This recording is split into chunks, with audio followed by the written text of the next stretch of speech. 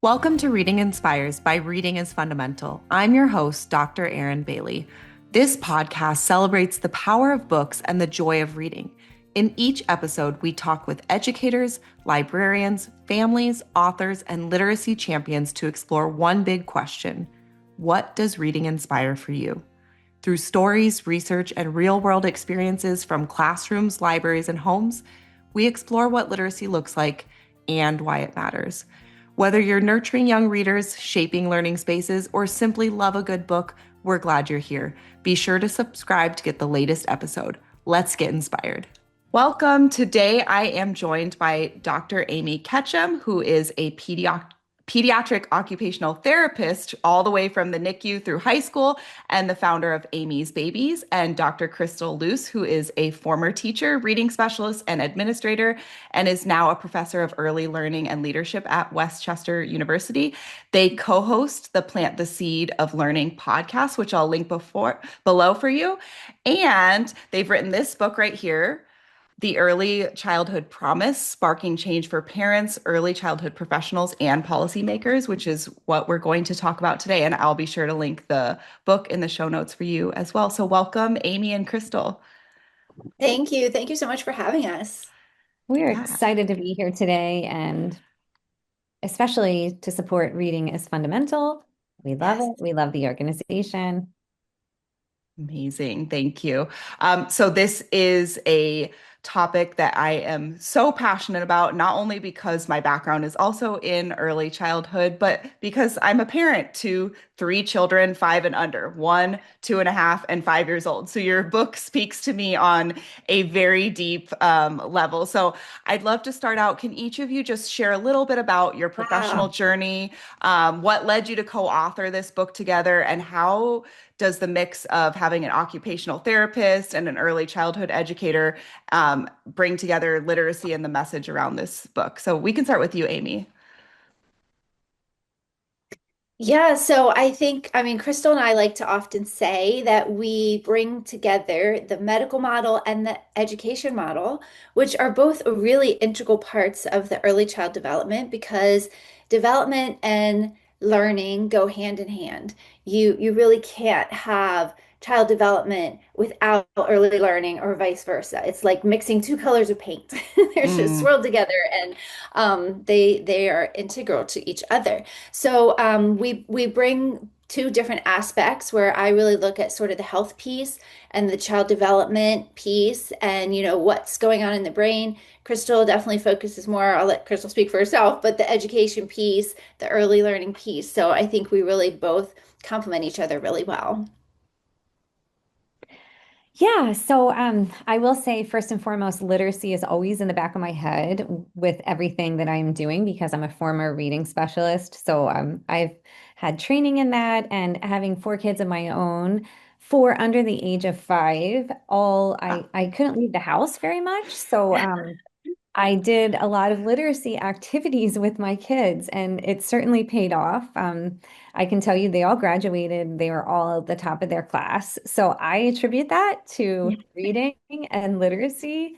And as far as the medical and education model merging, for me, that started years and years ago when I started Plant the Seed of Learning as a nonprofit. I worked with a pediatric nurse, and we developed a program for parents because we felt like parents birthed the babies and they weren't quite sure what to do with them next. And some families didn't realize that talking to your baby starts right away, even though they're not responding. So that is what led me to Aimee, and we had so many connections, and that's why we wrote the book.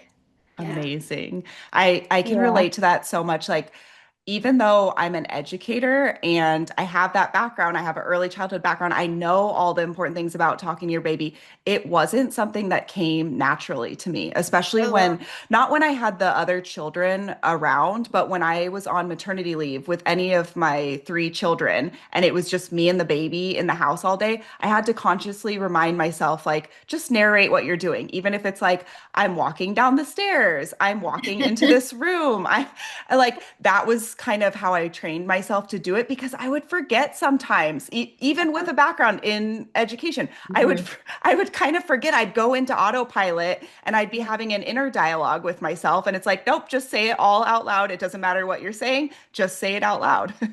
Yeah, that's so important. And I can't tell you how many parents I work with in the neonatal intensive care unit where I give them books at the bedside and say, here's a children's book to read to your baby. And they say, why? Why? Why would I? Really? Yeah, they don't understand. They don't understand. They can't talk. Why am I reading to them? So it's, yeah, so much education and needs to be done, that parents understand the importance of that. Yeah, absolutely. I mean, on that topic, literacy development starts long before children enter the classroom. So, from your perspective, Crystal, what are the most important early experiences in the first 5 years we're talking about of life that build that strong foundation of reading and language development? So we already spoke about it. Talking to your child builds the oral literacy foundation that is so crucial for reading because you're building the vocabulary. And if you're not talking and doing the early reading with your child, you're not building that vocabulary. That's so crucial. So, Erin, you mentioned it. Narrate everything as you're doing things. Talk to them and don't lower your vocabulary. Children Mm. actually start to understand the higher level vocabulary through repetitive use of it. And so you don't have to feel like I need to say, oh, that was a big ball. You can say, that ball is colossal. And they'll eventually start to use that word. So all of those things, reading, and then as they're able to grip things as they get older, so we're talking the preschool years, giving them opportunities to build their fine motor skills. I can say firsthand that in kindergarten, when I was a kindergarten teacher, I had kids tire when they would get really tired during writing Mm. time. And I didn't understand the fine motor skills that were so crucial. They're still developing when they're little, but the more that you're working with the hand through Play-Doh, through finger painting, through many activities, you're really supporting their literacy development eventually because writing and literacy go hand in hand. They're like partners. So all of those things really build the foundation. The discussions, the reading books every single night. I say don't skip a night because it only takes 5 minutes to read those little baby books. Hmm. And oftentimes the kids will want more and more and more. And it becomes a habit and it becomes routine. And not only are you building those literacy skills, you're building a bonding moment. So I love that, especially because if you don't have that bond, you're missing out on crucial opportunities. So those things, talking and reading, they're so simple.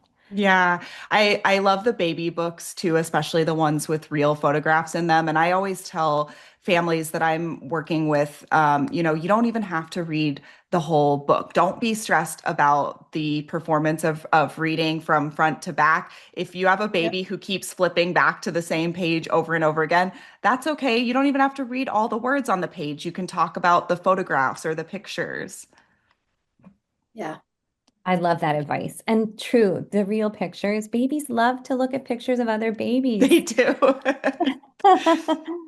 They Yeah. sure do. I always wonder what they're thinking when they do that. Like, are they making that connection? Like, that's a baby and I'm a baby.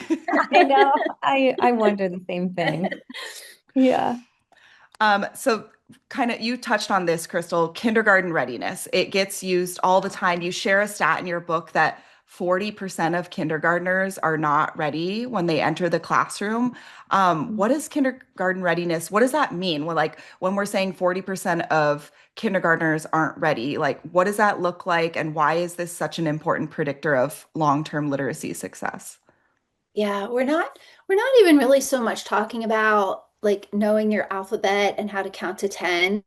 When we talk about kindergarten readiness and being able to start school with the skills ready to learn, we're talking more about what a lot of people say soft skills, executive function. By that, I mean the working memory, the cognitive flexibility, the ability to have self-control in different situations, the social emotional learning where children have some social skills, to interact with other children, the ability to sit still, for a, and attend to an activity, even just for 5 minutes. We Hmm. usually say like 1 minute per year of age. So by age 5, to be able to sit and attend to a lesson for at least 5 minutes.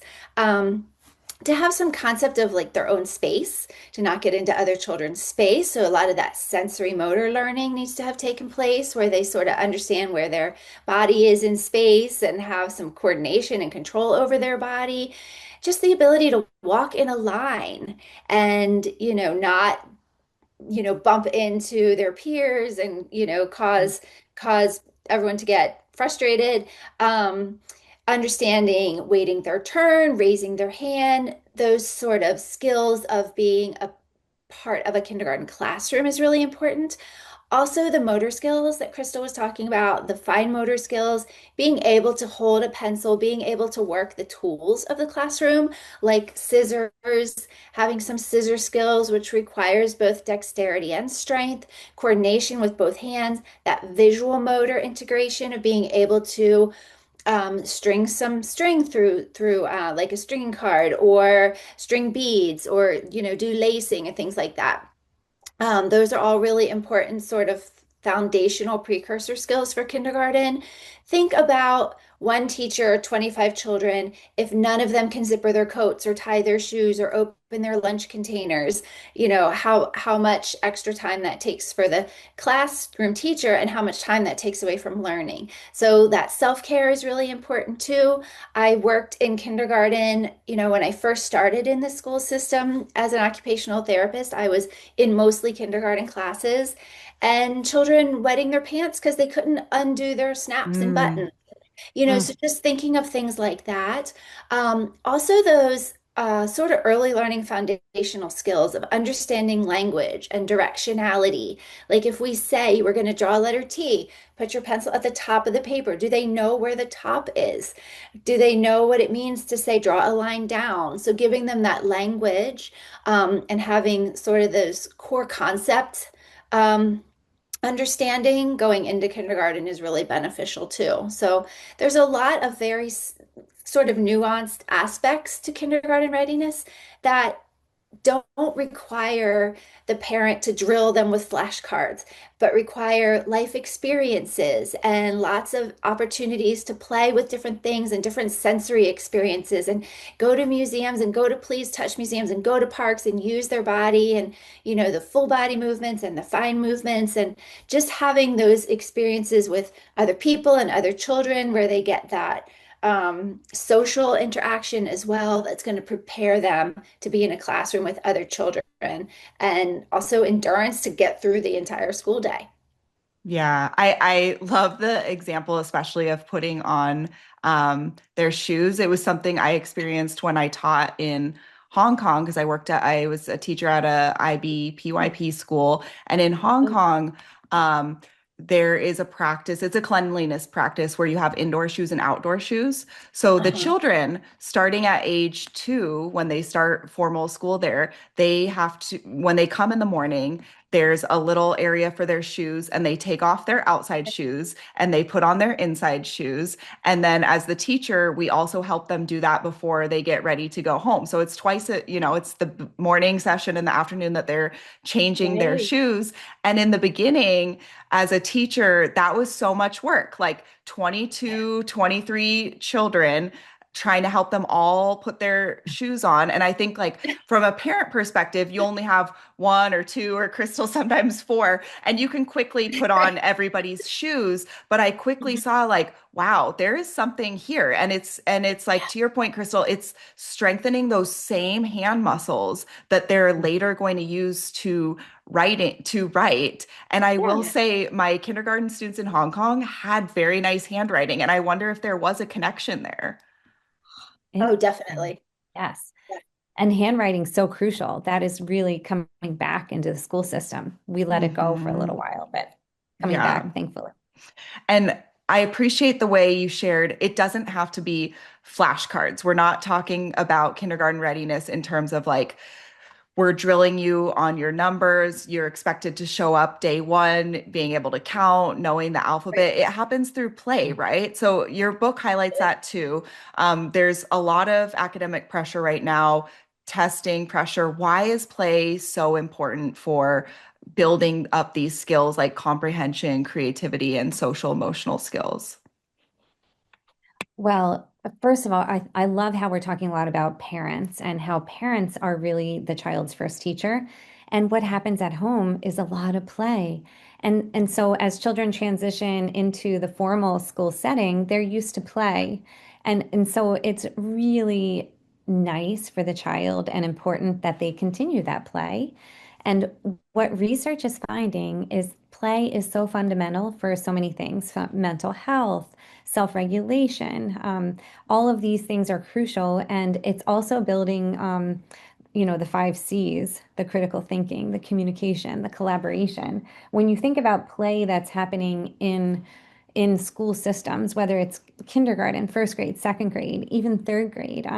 For example, there might be a role playing type of play, and that role playing incorporates imagination, fantasy, elaborate communication, um, peer collaboration, memory, because you're pulling from memory. So all of these things are happening during play, and we're using our brains so frequently. And that is really important. And also, while children are playing, they're releasing dopamine. And we know Mm, how we feel when we're working out and, the dopamine's released and you could be feeling really badly, but you exercise and then you feel great. Same thing happens with play. As children are playing, they're releasing this chemical. It's that feel-good chemical. And actually, research has shown it enhances memory. So if you're incorporating a type of play during activities at school, you're actually helping with memory retention. And then one final area, when you're thinking about the brain, you're thinking about the prefrontal cortex. So important for decision making. And as I mentioned earlier, that really is self-regulation when you're at your earliest years. So all of this happens through play. And I can definitely think back to my years as a kindergarten teacher and the fun stations or centers, you can hmm. call it either thing. Play is happening at each of those stations. And at each of those stations, while they're playing, it could be the dramatic play center, it could be the writing center, it could be the literacy center, it could be the STEM center. There's play happening, but they're also learning the standards during play. And so that's why I love play so much. And I think we need to play more.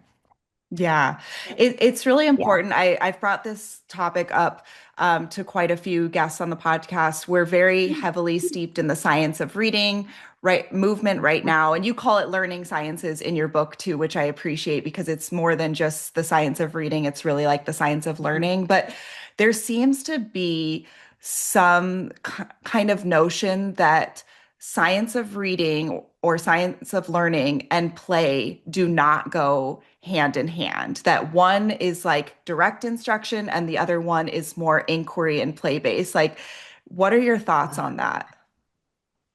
Well, when you think about science of reading, if you're thinking specifically on that, you're thinking a lot of phonemic awareness and phonological awareness. And what happened for a long time is we were heavily based on when you're learning to read, you're looking at the pictures, you're using the meaning. Sometimes you're covering up the words to make educated guesses based on the structure of the sentence. We used to call it MSV. Mm. So meaning, structure, visual cues. And that originated from Marie Clay a long time ago. And she was an amazing researcher. I think we went too heavy to one side and maybe not enough with the phonemic awareness development. But when you think about all of the programs that are happening in schools now, I think of one, Foundations, that's heavily used in a lot of school systems. You can incorporate play into those activities because those activities are so repetitive, they're the same every day. You can kind of put a spin on it where you're adding a little bit of play. I think that's essential Yeah. because with repetition, kids can get a little bored. And so my recommendation is to add some movement into it, any type of play action. Yeah, more and the collaboration. repetition can happen through play, right? I know reading is fundamental. Yeah. We have a lot of resources. Let's say you're the teacher and you already taught the phonics lesson, and now we Hmm. have resources like we made a phonics Go Fish game. So you can play, you can reinforce and repeat rather than, drilling with flashcards or other things. You can play it through the Go Fish game, or we have it's kind of like a four in a row, almost like Connect Four, but it's four in the row or Sink the Ship, things that are modeled after some popular Yeah. games that kids may already be familiar with, but you can actually use that to reinforce a phonics skill that you've taught. Hmm. Hmm. Absolutely. Yeah, and can I just add, when you add play, when it's sensory-based play, you're adding another method of learning. You're adding new pathways to the brain connectivity. You're creating new synapses from parts of the brain that might not be stimulated by the lesson itself if you didn't add a sensory motor play component to it. So when you add something tactile or movement-based or a different type of auditory or visual stimuli, the child's going to learn in a couple different ways the same content, um, just, forming more neural connections in the brain. Yeah. And I That's hope for our great. educators right now, they're hearing that there is research, empirical research on the effectiveness of play for learning and the effectiveness of using multisensory techniques for learning. So you should absolutely consider those a Absolutely. part of science of reading. Yeah.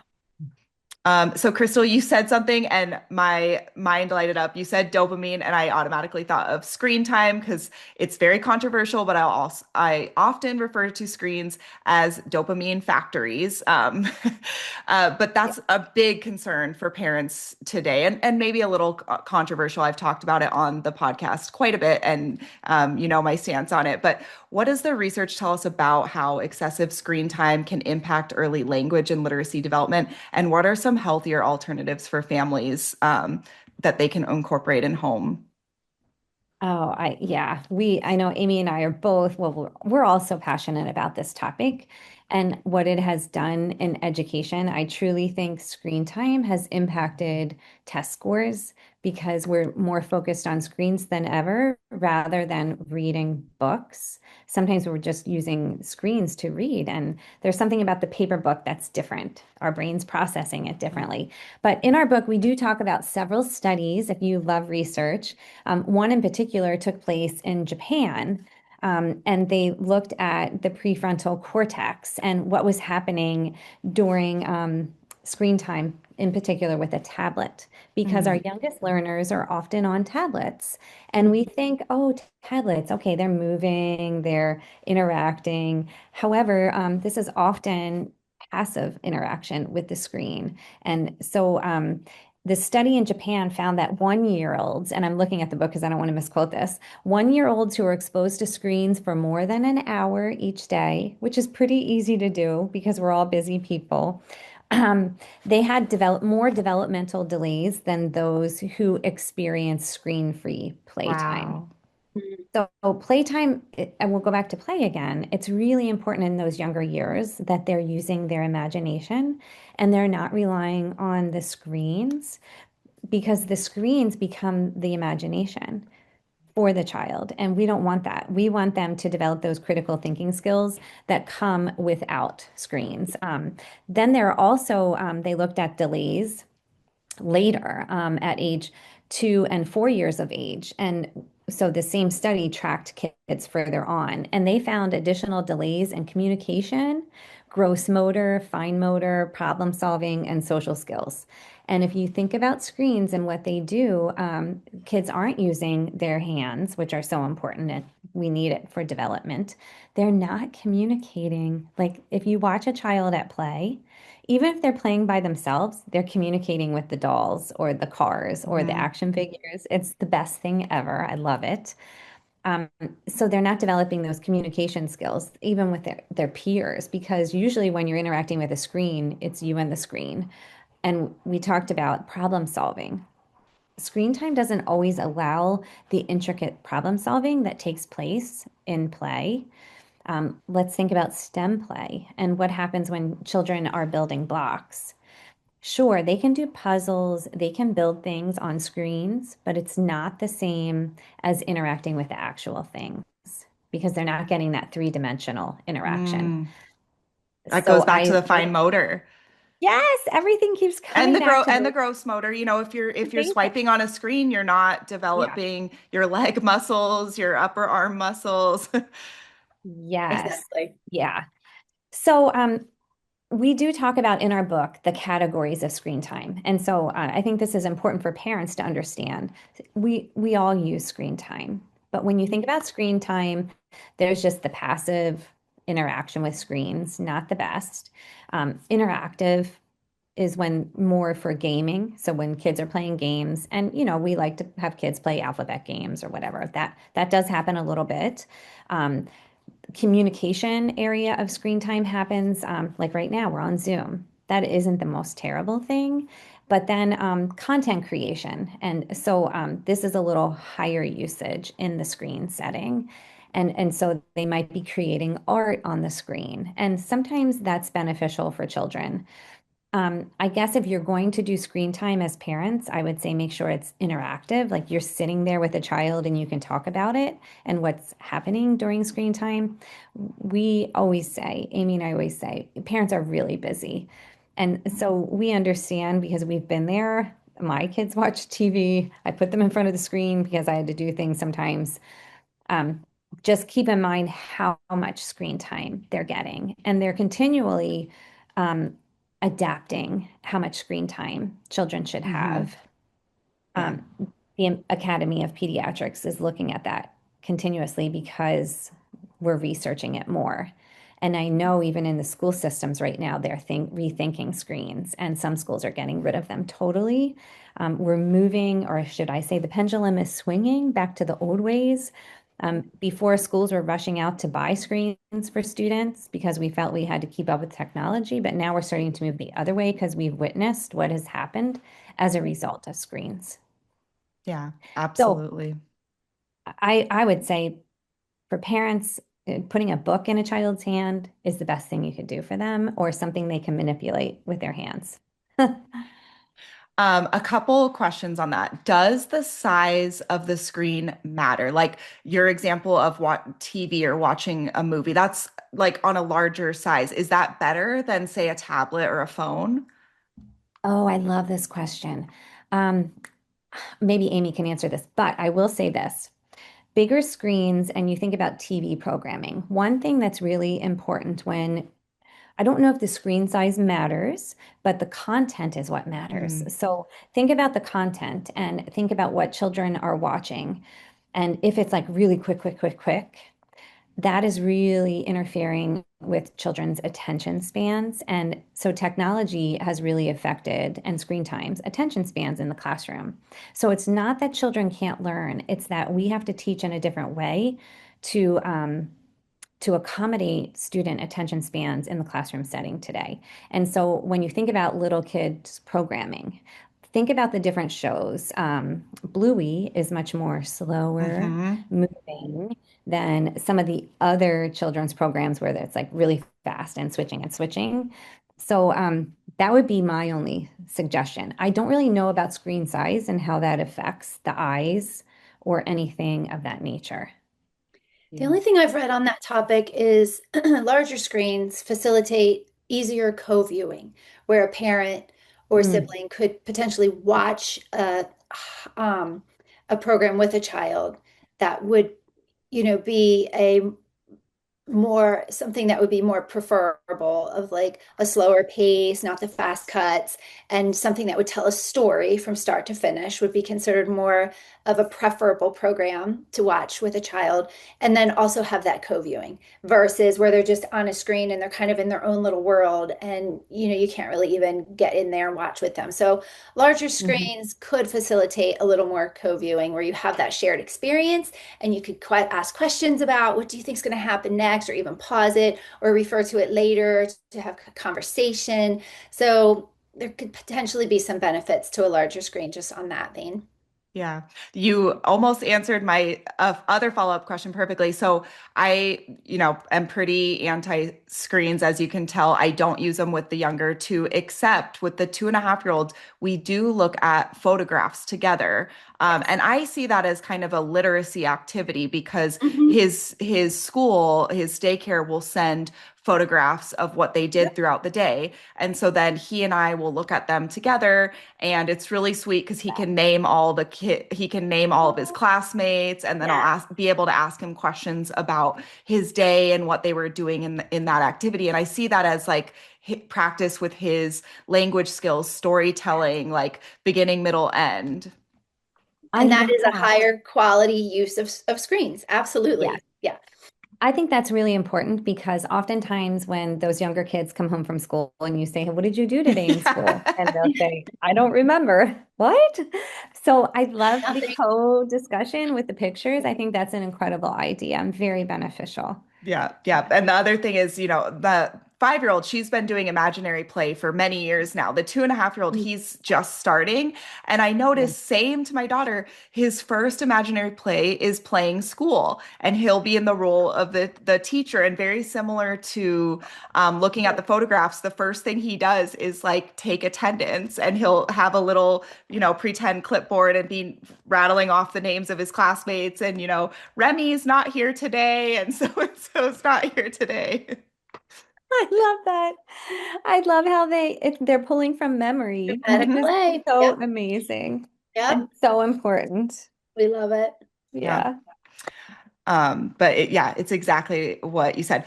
Clearly, having background in this, it was actually my husband who selected our daycare, but I like to say I taught him very well. He went in, knowing what questions to ask and what to look like. But it's made me think a lot about what other families are facing when they think about childcare and setting up their child for success in kindergarten and beyond. So in your book, you both advocate for systemic change in early childhood education. What policy changes do you believe are the most urgently needed to support young children, families, teachers, especially, as I mentioned, clearly my husband and I knew what to look for in a setting. Like, what about for those who might not have that, or from those with different backgrounds who might not have access? Yeah, I am so glad you asked this question. So, our book, literally, our subtitle is Sparking Change for Parents, Early Childhood Professionals, and Policymakers. So, we do talk a lot about policy, and we talk a lot about the need for change. And I just, taking a big step back, I would say three things that we really advocate for when it comes to change in early childhood policy. And it has to start with paid parental leave. Right now, I can't tell you how many moms I have going back to work while their baby is still in the hospital in the Mm, NICU. They come and give birth, and 2 weeks later, they're back at work. And who is holding and bonding and caring for their baby? There's nobody there. So, the data shows how beneficial kangaroo care is and skin to skin contact. And when the mom and dad are back at work 2 weeks post having a baby, we lose all the opportunity for early bonding and attachment. So there's just so many reasons why we need to start with paid parental leave for all parents, where they can hold on to their job and also still get paid. I think we are the only industrialized nation that does not provide that. So that's where we would absolutely start. We also need to expand childcare subsidies so that families aren't so taxed with childcare. The cost of childcare is not supposed to exceed 7% of their household income. But some families are paying 25% and more, which is really painful for a young family to have to pay that much for quality childcare. So it causes too many families to find childcare that is not as high quality, or sometimes even unsafe situations for the children.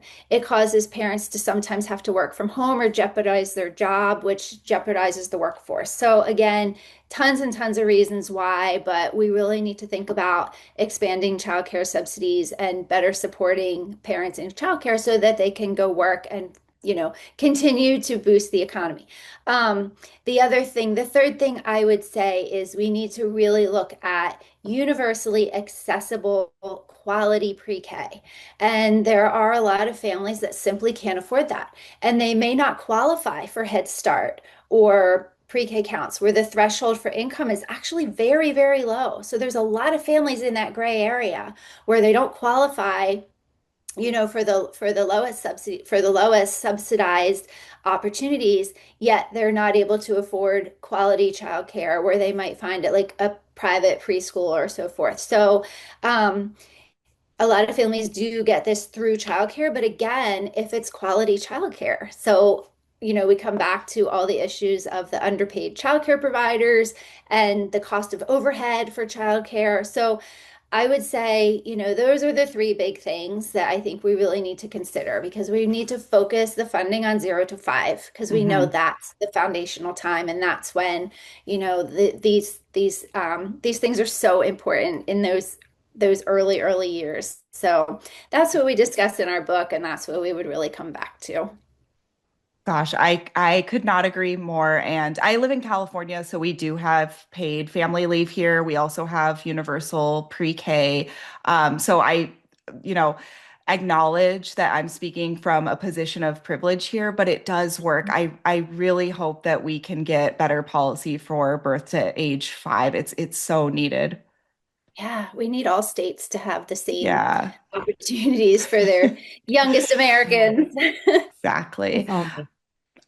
So for family members, parents, caregivers, educators who are listening and might feel overwhelmed, what are a few practical everyday things they can take away right now and nurture their child's love of books, storytelling, and reading from infancy all the way through elementary? You want to go first, Crystal? Get some Go ahead, ideas. you can go. Go ahead. Yeah, I would just keep coming back to experiences, like just allowing children as many different experiences as possible, getting outside, exploring different places, new cultures, new environments, new foods to try, anything that's sensory experiences, swimming in different oceans, waters, ponds, lakes, interacting with different people, going to local things that are very low in cost or free. There's usually recreation centers in towns that offer events for children. There's libraries, there's story time. There's usually a lot of things out there that families could take advantage of, even on weekends, that could be low price or free, that could really offer a lot of new and different opportunities that children might not have at home. So just thinking about what new experiences can we give to our children where they'll have the opportunity to learn different things, feel different sensations, meet new people, maybe get stimulate their language development as often and as possible.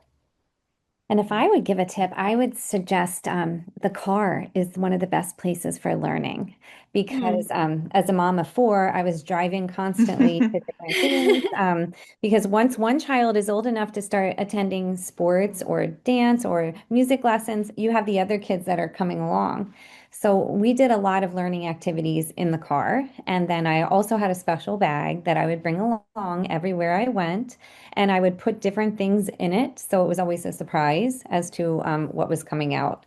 So I think that's important. And if you're in the home a lot, because I had four kids under the age of 5, I hung maps in my house, so world maps, like big Oh, ones, and state maps, and I educated my kids on the world through those maps. And so that was geography, which often gets overlooked, and people don't know yeah. anything about the world.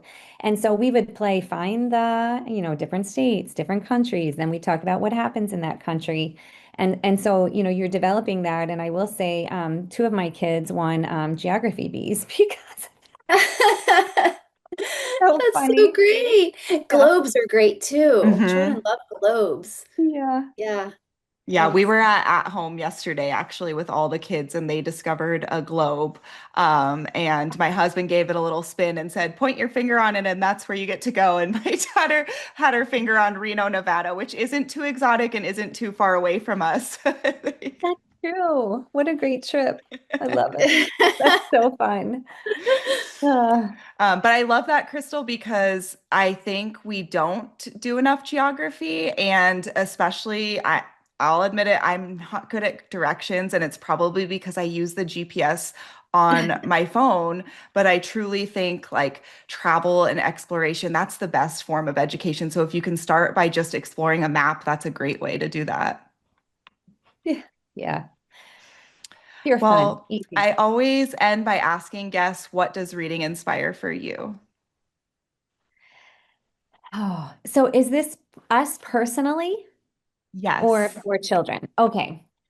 For me, it opens up a world, really the world as a whole, and it fosters to my imagination. I'm a dreamer, and so I love how I can dive into a book and it can take me anywhere. And I will say I always wanted the same for my students because every student comes with different backgrounds. And a book can mean everything to a student. It can change so many things in a child's life and a person's life because you can read a self-help book, you can read a fantasy book, you can read an educational book, and you'll learn so much. So my love of reading is for many reasons, enjoyment and for lifelong learning. Love that. I totally agree. Imagination. Also, I would say allowing myself insight into somebody else's perspective. When you read a book that's written in first person, you really get to see like their own thought process through something, why they make the decisions that they do. And I love it in fiction and or also like an autobiography of just someone Mm, telling their life story and getting to really feel like they're sitting beside you explaining all the choices they've made in their lives. And it can be really eye-opening to think about their perspective, their lived experiences versus mine because I may not ever get that opportunity to talk to somebody that's had their experiences that, someone in the book may have had. So I would mhm. say just that different life perspective. That's wonderful. Thank you both so much. This has been an amazing conversation. I hope our listeners got some great advice out of it, and thank you both for joining. Thank you for listening to Reading Inspires by Reading is Fundamental. I hope today's conversation sparked new ideas, meaningful connections, and a renewed love of reading. If you enjoyed this episode, be sure to subscribe, share it with a fellow literacy champion, and join us next time as we continue exploring what reading inspires.